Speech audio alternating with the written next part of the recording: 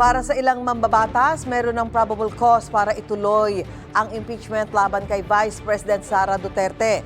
Pinalaga naman ng defense team ng BICE ang sinasabing hindi raw pagtutugma ng Statement of Assets, Liabilities and Net Worth o SALN ni Duterte sa mga transaksyong dumaan sa kanyang bank accounts.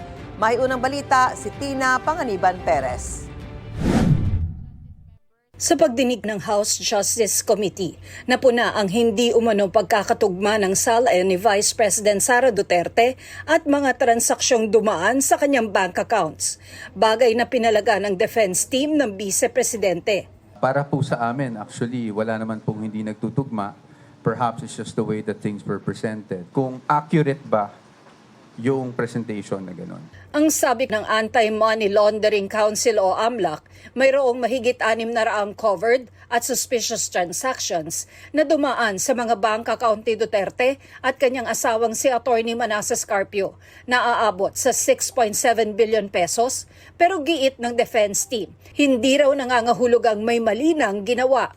Suspicious transactions does not equate to any wrongdoing or unlawful activity. Perhaps the bank thought or tagged it as suspicious, so umakyat sa AMLAC. Hindi naman ibig sabihin nun, illegal na kaagad, or may money laundering na kaagad, or may krimen na kaagad. Umabot daw sa halos 7 bilyong piso ang halaga ng mga transaksyon dahil pinagsama-sama ang halaga ng mga transaksyon sa loob ng 18 taon. Ibig sabihin, lahat ng withdrawals mo, lahat ng deposits mo, pagdating sa inflow and outflow, pinagsama-sama. Kasi aggregate yung ginagawang number. So lahat ng inflows dyan, lahat ng outflows dyan, ina-add up lang. Kaya may tendency talaga na maging bloated yung figures. But it is not determinative or conclusive as to magkano ba talaga yung nasa loob ng account. Sa isang pahayag, pinuna ni Duterte ang mga opisyal ng AMLAC dahil hindi raw nila nilinaw na walang findings na mga paglabag sa batas ang kanyang mga transaksyon at hindi totoong may bilyones sa kanyang mga bank account. Sabi niya, nakadeklara sa kanyang SALN ang lahat ng kanyang pera at ari-arian. Ang bawat sentimo raw ay lehitimo at may kaukulang dokumento. Binanggit din niya ang inilabas na Notice of Disallowance ng Commission on Audit sa confidential funds ng OVP. Tila itinaon daw ang paglalabas ng report at naaayon sa mga nararanasan niyang political attack. Pinababalik ng COA ang 73 million pesos na confidential funds ng tanggapan ng BICE, paglilinaw ng kanyang abogado. Hindi pa po final yan dahil may remedies pa po ang mga officials ng OVP. Again, motion for reconsideration within 30 days. And then, upon denial, kung ano man ang balanse ng 30-day period na yon, ay maaari pa kaming umakyat sa Supreme Court on Rule 64. At doon lang po sa desisyon ng Supreme Court magiging final itong disallowance na ito. Sa testimonya naman ni dating Senador Antonio Trillanes IV na tumanggap umano ang BICE at kanyang pamilya ng pera mula sa isa umanong drug lord, sinabi ng BICE na halos isang dekada na raw gumagawa ng kwento si Trillanes hinggil sa di umano'y bilyones sa kanyang bank accounts. Wala raw nagbago sa kanyang mga kwento. Pero ngayon, ibang makinarya na raw ang nasa likod niya. Ito raw si Pangulong Bongbong Marcos na dapat anya ay magpa-drug test at ang mga tinawag ng BICE na mga law bender na kongresista na tumanggap ng mga maleta at paulit-ulit anyang binabaliwala ang constitutional limit. Kung gaano raw katindi ang paninira sa kanya, ganun din daw katindi ang katahimikan at takot ng administrasyon na managot sa bilyong-bilyong pisong ninakaw umano, inilagay sa maleta at inilabas ng bansa. Hinihinga namin ng reaksyon ng mga personalidad at mga tanggapang binanggit ni Duterte. Ipaniliwanag naman ng kanyang abogado ang sinabi sa komite na ilang taon umanong hindi nagdeklara ng cash on hand and in bank si Duterte. She disclosed because it was all lumped under yung others.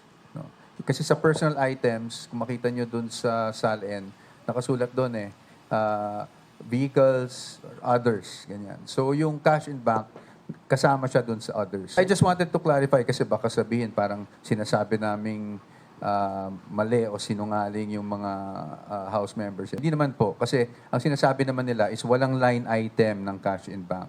Muling iginiit ng defense team ng bise ang kanilang naunang posisyon na sa tamang forum lang haharap at sasagot si VP at ang kanyang mga abogado. A mere presentation of supposed evidence before a committee that is not authorized to conduct trial does not really amount to proof. Every evidence, whether it's something that you present in an ordinary case or in this case in an impeachment proceeding, must still survive scrutiny.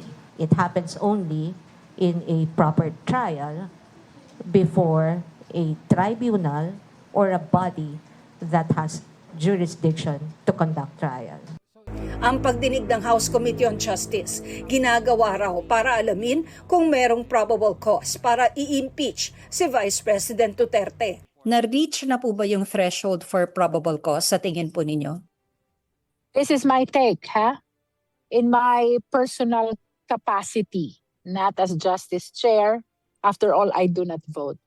Tingin ko, baka nga nalampasan pa with the weight of evidence that were presented in yesterday's hearing. Ang net inflow na dumaan sa mga account niya ayon sa AMLA ay umaabot sa 2.87 billion pesos. Samantalang ang na-declare niya sa kanyang SALN ay 88.5 million pesos lamang. Napakalaki ng pagkakaiba yung discrepancy ng dalawang halaga na yan. At either dito sa committee o kaya sa Senado, kung yan ang kagustuhan niya, ay dapat ipaliwanag niya. Para sa akin, ito ay isang smoking gun na at least insofar as probable cause is concerned, ay andyan na yan. May nakita ng probable cause ang ilang miyembro ng House Committee on Justice para i-impeach si Vice President Sara Duterte kahit hindi pa nabubuksan ang kahong isinumite ng Bureau of Internal Revenue na naglalaman ng mga income tax returns ng bise at ng kanyang asawa. Pagbobotohan pa kung bubuksan ang kahon o hindi sa susunod na hearing. Ang kahon ng income tax returns ng bise nasa pangangalaga ngayon ng sekretary ng komite. Tatalakayin din sa susunod na pagdinig ang umano'y banta ni Duterte sa Pangulo, First Lady at dating Speaker. At inaasahang pagbobotohan na pagkatapos nito kung may probable cause para i-impeach ang bise. Ito ang unang balita. Tina Panganiban Perez para sa GMA News.